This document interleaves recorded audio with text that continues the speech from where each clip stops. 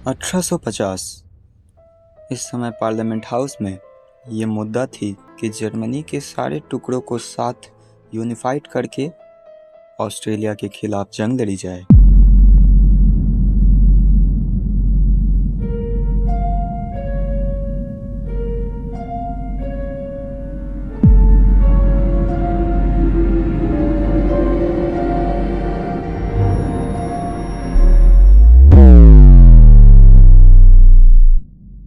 Part 1.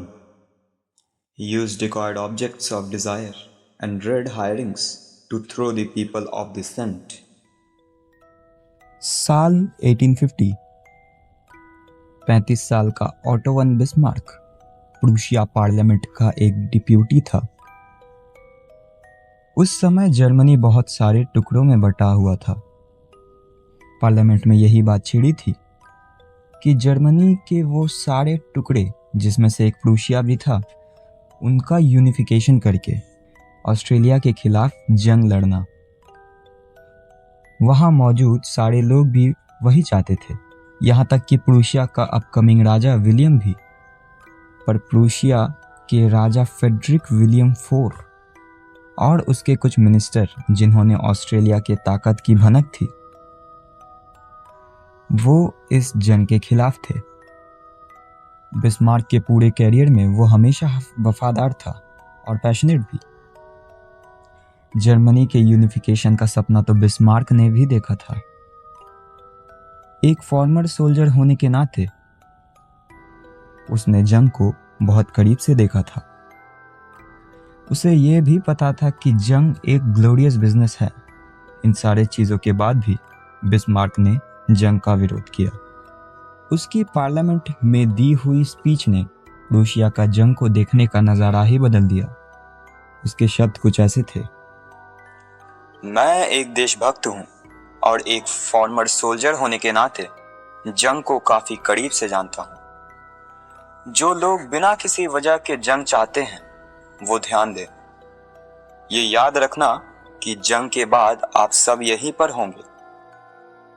क्या आप में हिम्मत है उस किसान के आंखों में आंखें डालकर देखना जिसने अपने खेतों को जलते हुए देखा है? क्या आप उस बाप के आगे खुशी मना पाएंगे जिसने अपने बेटे को जंग में खोया? क्या उसके सामने खड़े हो पाएंगे जिन्होंने जंग में अपना शरीर खोया? बताओ, आप में हिम्मत है? क्या आप भी जंग चाहते हो? इस स्पीच के बाद पार्लियामेंट में मौजूद सारे डिप्यूटी कंफ्यूज हो गए। उसमें से बहुत ने तो वोट भी बदल दिया। इसके बाद जंग रुकवा दी गई। राजा भी बिस्मार्क से बहुत खुश हुए। राजा ने बिस्मार्क को डिप्यूटी से कैबिनेट मिनिस्टर भी बना दिया।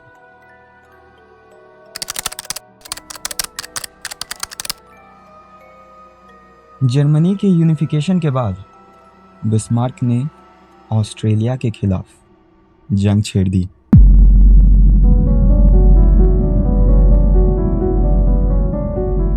बिस्मार्क को यह पता था कि 1850 के दौरान प्रूशिया जंग के लिए तैयार नहीं था।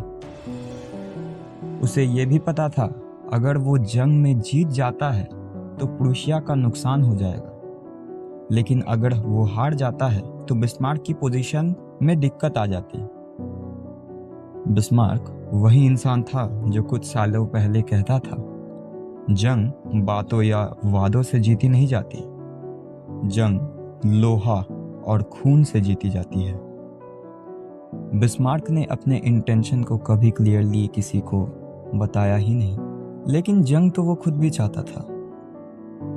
लेकिन उसने शांति जाहिर करना सही समझा और डिप्यूटी से कैबिनेट मिनिस्टर भी बन गया और अंत में उसने वही किया जो वो चाहता था।